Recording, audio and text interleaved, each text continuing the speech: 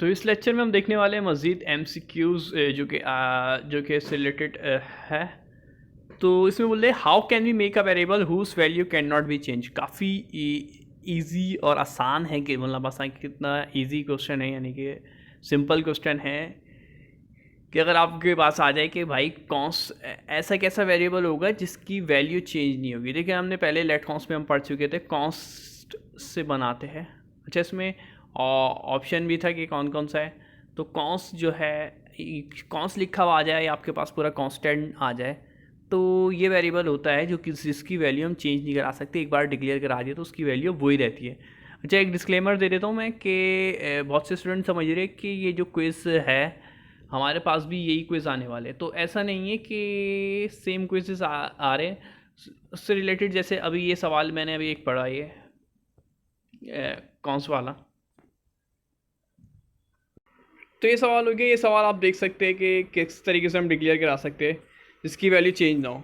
तो आपसे जो है ऐसा हो सकता है कि इसी का कोड दे दिया जाए कॉन्स का, और फिर पूछ लिया जाए कि ये चेंज हो सकता है या नहीं हो सकता। जैसे कि हम पिछले MCQs में भी दे सकते थे, या तो लेट का पूछ लिया जाए कि लेट से ऐसा कौन सा वेरिएबल है जो बनाए जिसकी वैल्यू जो है हम चेंज करवा सकते हो, तो ये भी आ सकता है।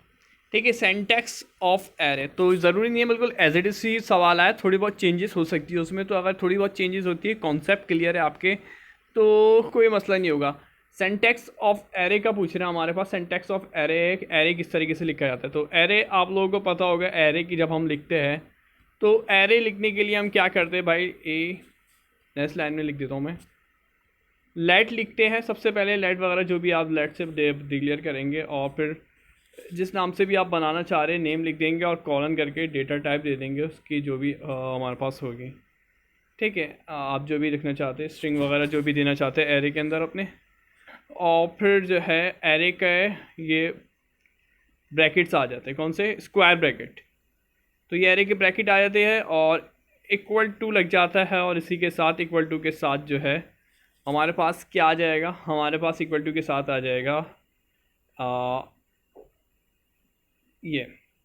ठीक है, तो ये तरीका है हमारे पास एरे का। सिंटैक्स इस तरीके से होता है। अच्छा, सिंटैक्स के सवाल तकरीबन सबके पास आ रहे हैं। सिंटैक्स क्योंकि कोडिंग है, और कोडिंग में सिंटैक्स से तो सवाल आना ही आना है।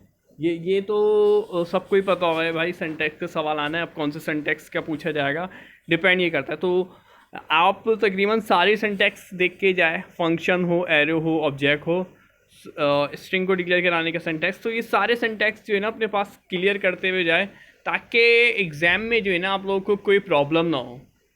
इसी तरीके से अगर हम देखें नेक्स्ट क्वेश्चन जो है, how can we make a numeric enum.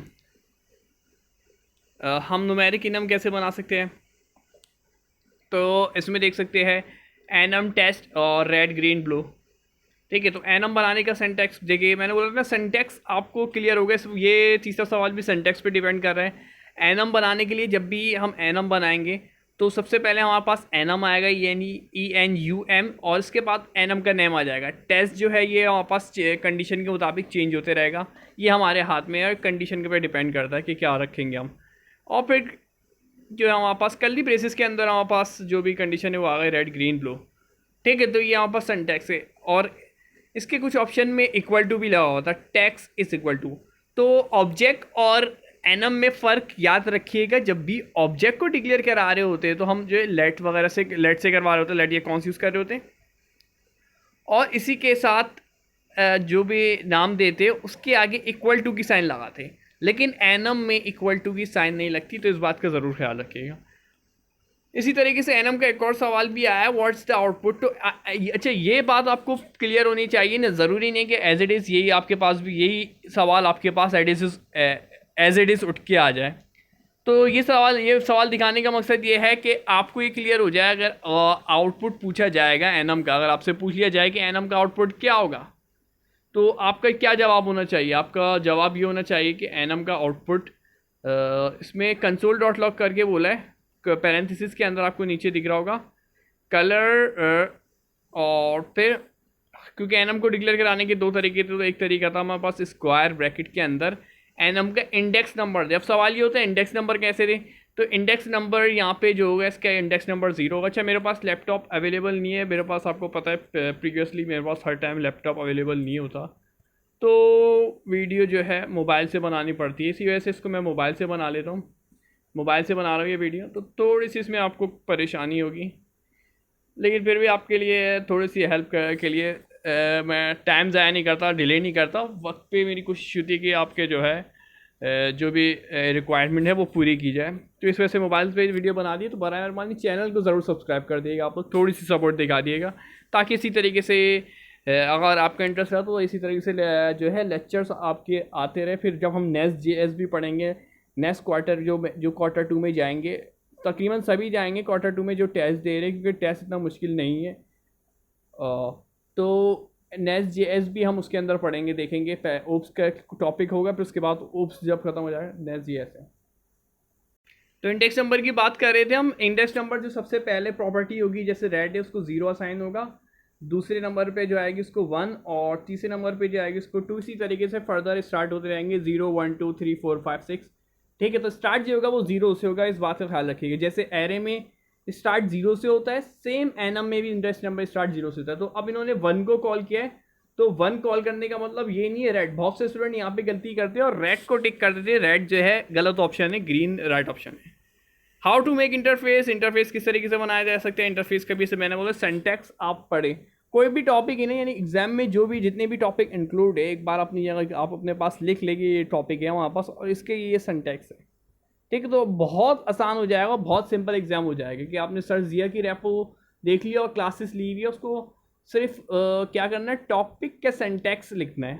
ठीक है, टॉपिक के जो भी सिंटैक्स होते हैं ना, वो एक बार अपने आगे लिख ले और उसको रट ले, क्योंकि कोडिंग को रटा नहीं जाता, लेकिन सिंटैक्स तो ज़रूर रटा जाता है कि सिंटैक्स क्या है, उसका रट्टा लगाना पड़ता है, ध्यान में बिठाना रहता है। वो रट्टा जब है जब आप उसकी प्रैक्टिस करते ज़्यादा से ज़्यादा, तो खुद ही दिमाग में बैठ जाता है वो अच्छे से। इंटरफेस कैसे बनाएंगे, इंटरफेस पर्सन और नेम, स्ट्रिंग और एज नंबर। ठीक है, ये इंटरफेस बनाने का तरीका है। मतलब ये हुआ, आपको कीवर्ड जो है ना इंटरफेस बनाने के लिए इंटरफेस का ही यूज़ हो रहा है, और फिर जो ये नेम जो कंडीशन करता है इंटरफेस के बाद, वो जो नाम है ना वो हमारी पसंद का होगा, हमारे हाथ में है, वो ज़रूरी नहीं कोई फिक्स है, लेकिन इंटरफेस का जो वर्ड है वो फिक्स है। इंटरफेस, उसके बाद नेम आ गया जिसमें हमने पर्सन लिखा है, और कर्ली ब्रेसिस के अंदर प्रॉपर्टी आ गई उसकी जो दे दी, तो 2 प्रॉपर्टी दी हुई थी हमें, नेम स्ट्रिंग एज कॉलन। और इसी तरीके से ऑप्शन हो सकते हैं, कुछ के पास जो ऑप्शन आया था उसमें कर्ली ब्रेसिस के की जगह स्क्वायर ब्रैकेट रखा हुआ था और पैरेंथेसिस लगे हुए थे। ठीक है, तो इस तरीके से आ सकते हैं। इसी तरीके से पूछ रहे भाई शो द आउटपुट। अच्छा, show the output A+B last time हमने जब देखा था तो स्ट्रिंग कर दिया था, उसमें से एक स्ट्रिंग थी और एक नंबर था, और दोनों को कंबाइन करवाया था, जबकि स्ट्रिंग के अंदर लिखा हुआ हमने नंबर ही था, लेकिन वो रहती स्ट्रिंग है। लेकिन यहाँ पे ऐसी कंडीशन नहीं आई, यहाँ पे जो कंडीशन आई है बहुत सिंपल सी, आसान सी आई है। A को B के अंदर प्लस करवा दो, तो हमें पता है A की वैल्यू 10 है और B की वैल्यू 20 है, तो 10 में जब 20 को प्लस कराएंगे तो 30 आंसर आ जाएगा। सिंपल और आसान सा कोई सा बहुत। इसमें how to make void function कैसे बनाते हैं, ये जो आया था इसमें मल्टीपल ऑप्शन सेलेक्ट करने का आया था कि किस तरीके से होता है। तो वाइड का कॉन्सेप्ट क्लियर है तो आप बहुत आसानी से कर लेंगे कि आप जो है वाइड किस तरीके से बना। अच्छा, ये वाला शायद नहीं था, आगे शायद मेरे ख्याल से दूसरा था। अच्छा, वो नीचे आ रहा है, नीचे वाला था, सही है। वाइड के आप किस तरीके से क्लियर करेंगे, फंक्शन आ गया टेक्स्ट, जो भी आपकी पैरेंथेसिस के अंदर कंडीशन आ गई, और कॉलन के बाद आप क्या लगा देंगे, वाइड लगा देंगे कॉलन के बाद, यानी पैरेंथेसिस के बाद कॉलन आएगा और फिर आपकी कंडीशन वाइड आएगी। यानी कि फंक्शन में हम ये कर रहे होते हैं अक्सर, रिटर्न टाइप जो होता है ना, रिटर्न टाइप हम अक्सर रिटर्न टाइप जो किसके बाद देते, पैरेंथेसिस के बाद देते, ये आपको पता होगी बात। अगर नहीं पता तो फंक्शन के अंदर हम रिटर्न टाइप जो है वो जो है पैरेंथेसिस के बाद देते कॉलन लगा के। तो यहाँ पे रिटर्न टाइप हम वाइड दे रहे हैं। क्यों दे रहे हैं ये आपको पता ही है, वाइड किस लिए यूज़ करते हैं, नहीं पता तो आगे हम देखते हैं अभी क्या।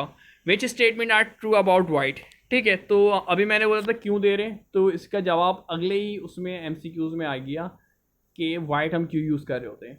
वाइड इस्तेमाल करने के ये तीनों ही ऑप्शन राइट है। Void can be use as return type on function. Void को हम इस्तेमाल कर सकते हैं फंक्शन के लिए, रिटर्न टाइप मेन जो है ना, यानी वाइड जो इस्तेमाल कर रहे हैं, मैंने बोला था ना एक कॉलन जब रिटर्न टाइप देते हैं तो रिटर्न टाइप अक्सर हम दे रहे होते स्ट्रिंग, और स्ट्रिंग दे रहे होते, नंबर दे रहे होते, बुलियन दे रहे होते, और इसके अलावा बहुत सारी टाइप होती है। तो रिटर्न टाइप के फंक्शन के रिटर्न टाइप के लिए हम वाइड का इस्तेमाल कर देते हैं जब हम रिटर्न टाइप, ठीक है। जब हमारे पास कुछ डेटा टाइप हम कुछ नहीं देना चाह रहे होते ना, रिटर्न कुछ नहीं करवाना चाह रहे होते, उस सूरत में हम जो है ना डेटा टाइप वाइड रखते हैं। वाइड का यूज़ केस ये है। तो ये सेकंड ऑप्शन भी हमारे पास आ रहा है, रिटर्न नथिंग फ्रॉम फंक्शन, जब हमारे पास कुछ नहीं हो। Void is equivalent to undefined, तो ये तीनों ही ऑप्शन जो है बराबर है। वाइड जो है बराबर होता है अनडिफाइंड के। अक्सर केसेस में हम अल्टरनेटिव भी यूज़ कर रहे होते हैं कहीं पे वाइड और अनडिफाइंड क्योंकि तकरीबन बराबर ही होते हैं। वाइड थोड़ा बहुत फ़र्क है इनमें। Which statement are true about tuples, tuple के बारे में पूछ रहे हैं कि भाई इसमें से कौन सी स्टेटमेंट है जो सही है टपल के बारे में। तो टपल आ रहा ऑफ फिक्स लेंथ, टपल की फिक्स लेंथ होती है, बिल्कुल सही बात है भाई, हाँ टपल की फिक्स लेंथ होती है। अच्छा टपल जो एरे की तरह होता है लेकिन इसमें थोड़ा बहुत फ़र्क है, कुछ डिफरेंस है इसमें।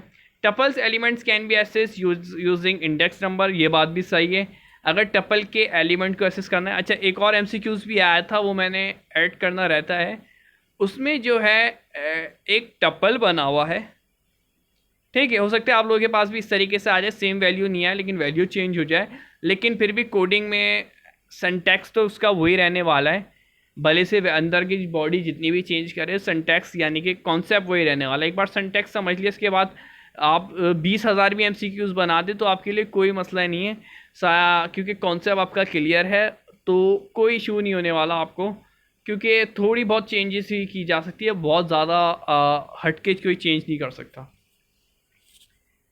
Tuples can hold optional element, तो ये भी राइट ऑप्शन है, होल्ड करता है ऑप्शनल एलिमेंट को, अपने अंदर होल्ड करता है।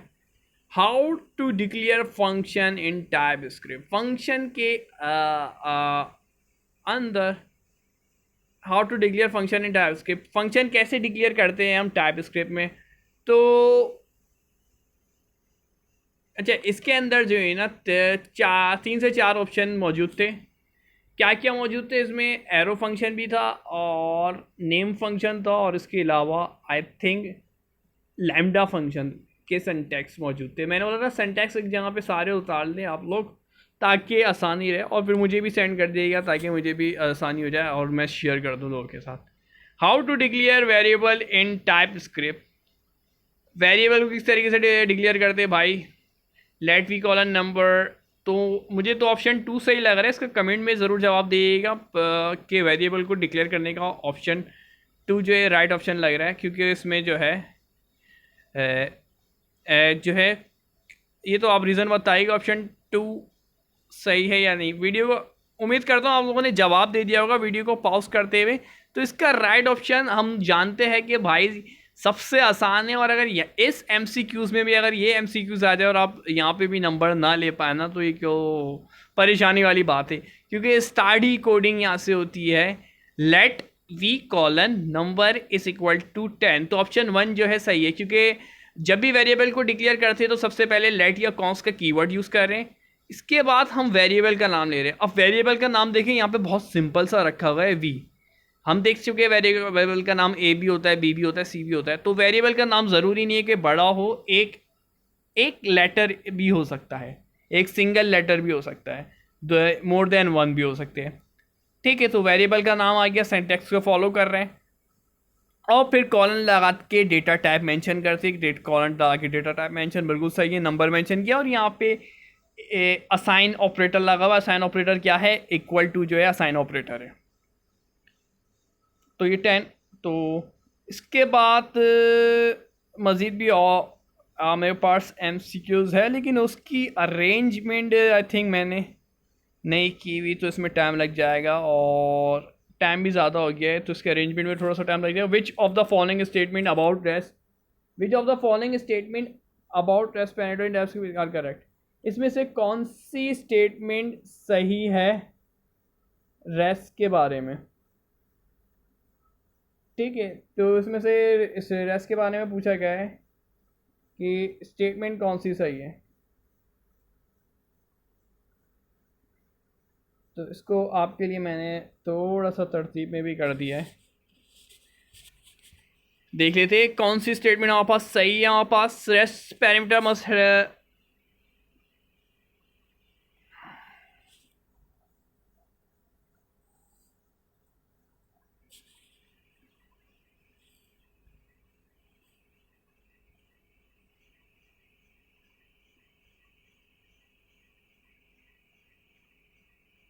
Rest parameter must be last parameter. Rest parameter can hold multiples value. क्या करता है हमारे पास rest parameter declare using sentence. ठीक है, तो इसी तरीके से ये सारे ऑप्शन थे। इसको थोड़ा सा मैं अरेंजमेंट सही कर लेता हूँ इसकी।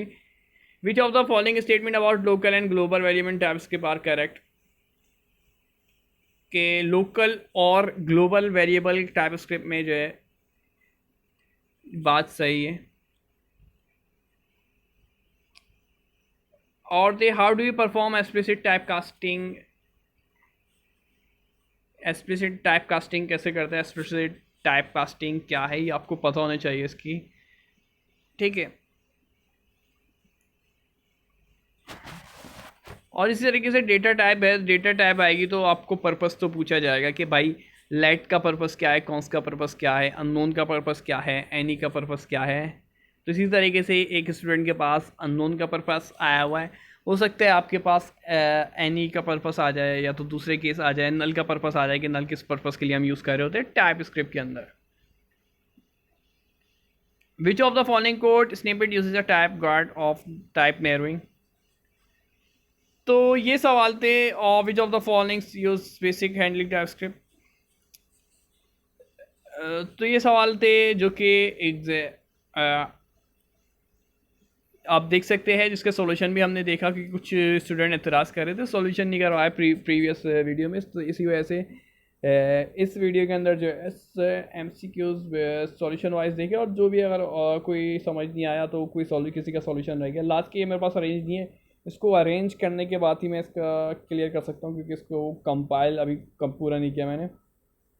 ठीक है, तो ये MCQ से तो पहले क्लियर कर चुका था मैं, कि बता चुका था कि डिफरेंट स्टूडेंट के पास डिफरेंट आ रहे हैं, लेकिन थोड़ी बहुत चेंजेस हो रही है। ऐसा नहीं है कि वो बिल्कुल ही चेंज आ रहा है। जैसे सिंटैक्स का पूछे जा रहा है, सिंटैक्स तो भाई कॉमन है तो वो तो आना है। इसी तरीके से और भी बहुत सारे हैं। इफ़ एल्स की कंडीशन लगा के दे रहे, इफ़ एल्स की कंडीशन का सिंटैक्स तो वो है, अंदर की कंडीशन थोड़ी बहुत चेंज की जा सकती है, लेकिन बाकी सिंटैक्स तो उसका वही रहेगा, तो आउटपुट भी उसी तरीके का ही आएगा। तो बहुत ज़्यादा वो नहीं हो रहा, कोई आसान है। ठीक है, लेकिन ये नहीं कह सकते कि आपके पास एज इट इज़ ये क्वेश्चन आएगा। ठीक है, ये सोच के नहीं जाइएगा कि हमारे पास ये MCQs हम रट लेते हैं और ये एज इट इज़ हमारे पास आने वाले। ये MCQs आपको आइडिया के तौर पे है कि आप एक आइडिया ले लें कि किस टाइप के सवाल आ रहे हैं, कैसे बन रहे, कि एक आपके पास एक पिक्चर आ चुकी है कि सवाल किस तरीके से आ रहे हैं और किस तरीके से पूछे जा सकते हैं। तो आप उसी हिसाब से अपनी प्रैक्टिस करें रखें। शुक्रिया, अल्लाह हाफिज़।